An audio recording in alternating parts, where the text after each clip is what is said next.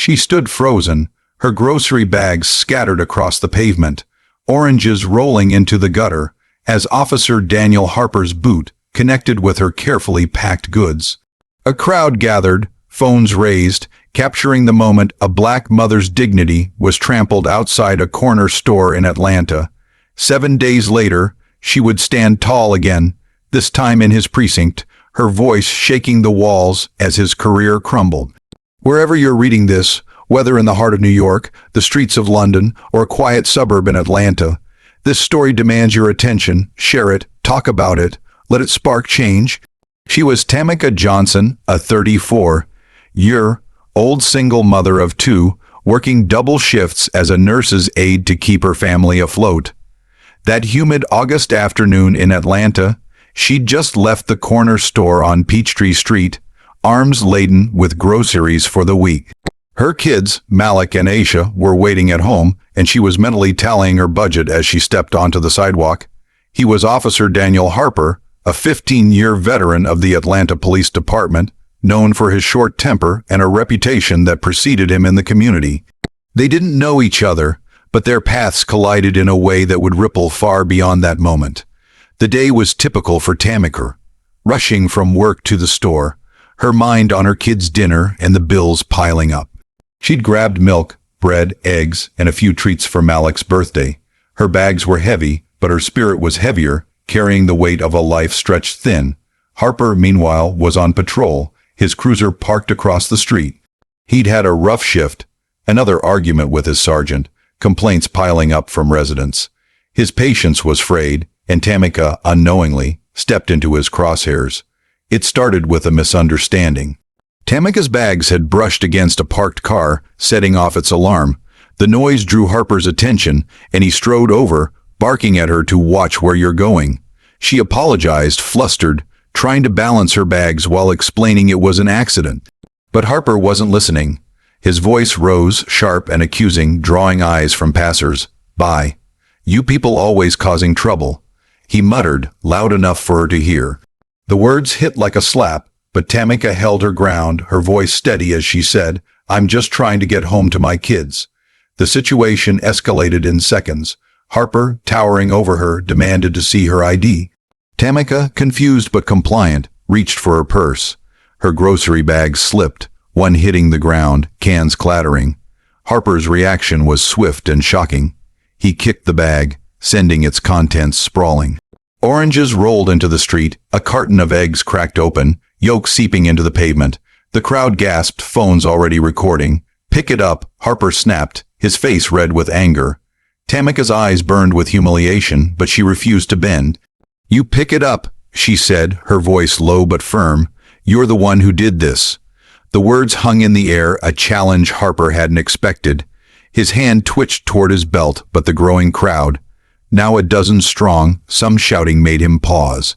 "You're making this worse for yourself," he warned, stepping closer. Tamika didn't flinch.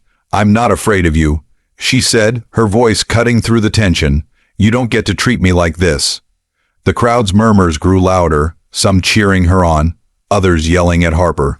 He backed off, muttering about disorderly conduct, but the damage was done. The video was already spreading online, tagged with #justice for Tamika. For the next week, the city buzzed with outrage. The video went viral, racking up millions of views.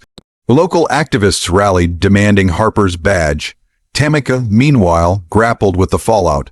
Her kids saw the video, Malik asking why the police hated them, Aisha too young to understand but old enough to sense her mother's pain. Tamika's employer gave her a few days off, but the media attention was relentless. Reporters at her door, her phone ringing nonstop. She wanted to disappear, but something inside her refused to let this go.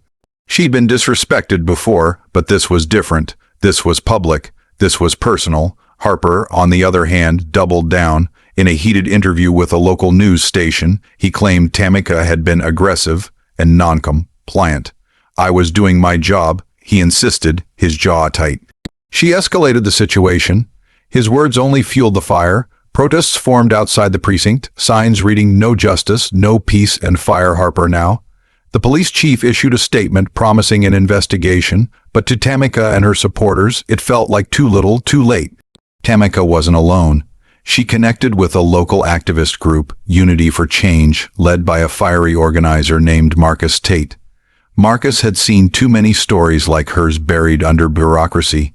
"We're not letting this one slide," he told her at their first meeting, his voice brimming with conviction. "You're not just fighting for you. You're fighting for every black mother, every person who's been stepped on by cops like Harper." Tamika wasn't sure she was ready to be a symbol, but Marcus's words lit a spark. She agreed to speak at a rally outside the precinct 7 days after the incident. The rally was electric. Hundreds gathered, spilling onto the streets, their chants echoing through downtown Atlanta. Tamika stood at the podium, her hands trembling but her voice steady. "I'm no hero," she said, her eyes scanning the crowd. "I'm a mother who wanted to feed her kids. That man took my dignity, but he won't take my voice." The crowd roared, phones capturing every word. Marcus stood beside her, rallying the crowd to demand accountability.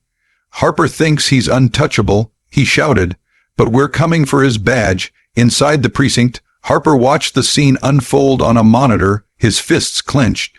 His colleagues were divided. Some defended him, calling Tamika's defiance disrespectful. Others whispered that he'd gone too far. The investigation was moving slowly, bogged down by union protections and red tape. Harper's sergeant, a no-nonsense woman named Carla Ruiz, pulled him aside. "You're making us all look bad," she said, her voice low but sharp. "You better hope this blows over." Harper scoffed, dismissing her. "They'll forget about it by next week," he said, but his confidence was cracking. Tamika, meanwhile, was building a case. With Marcus's help, she filed a formal complaint with the police department's Internal Affairs Division. She also met with a lawyer, Sarah Nguyen, who specialized in civil rights cases. Sarah was blunt. "This won't be easy. Harper's got years on the force and they protect their own.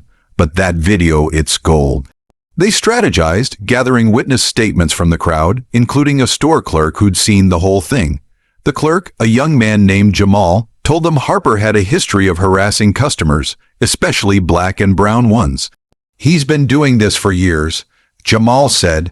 Nobody ever stood up to him. The pressure was mounting. Social media kept the story alive, with influencers and celebrities amplifying Tamika's cause. A petition to fire Harper gained 50,000 signatures in days. The mayor, under fire for staying silent, finally issued a statement condemning excessive force, but stopped short of naming Harper.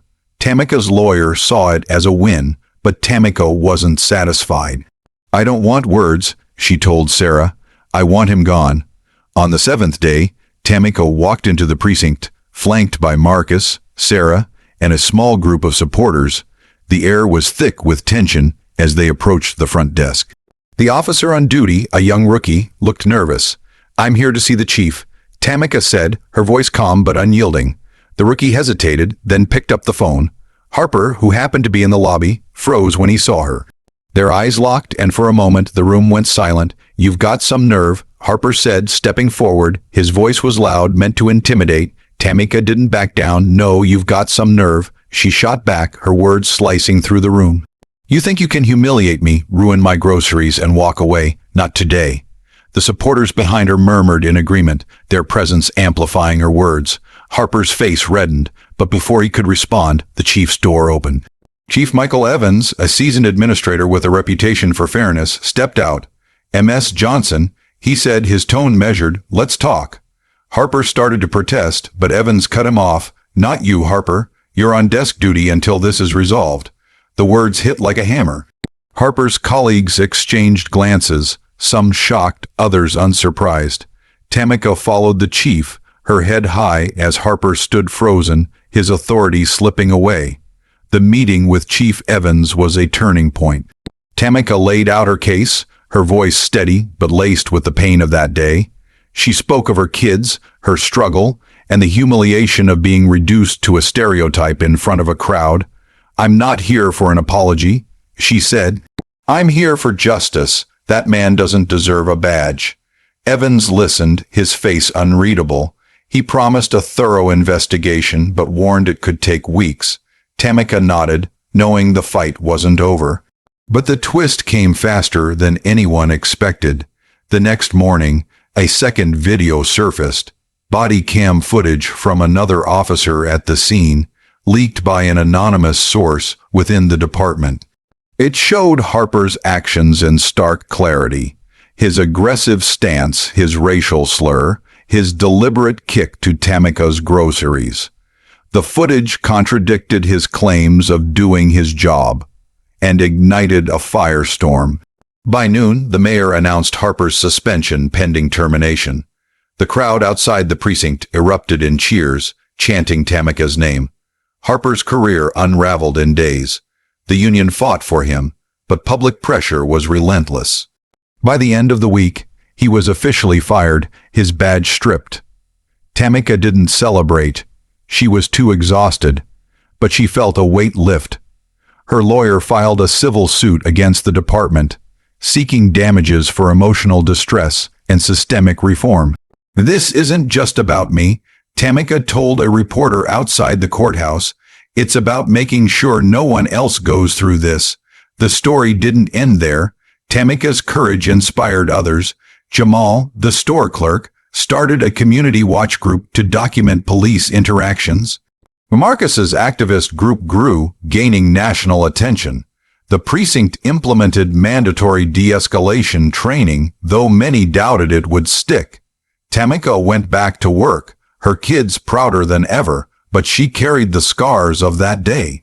"I stood up," she told Malik and Aisha one night over dinner. "That's what matters." This isn't just Tamika's story. It's a call to action. Wherever you are, Atlanta, Chicago, London, or beyond, share this. Demand accountability. Stand with those who stand up. Because one voice, one video, one moment can change everything.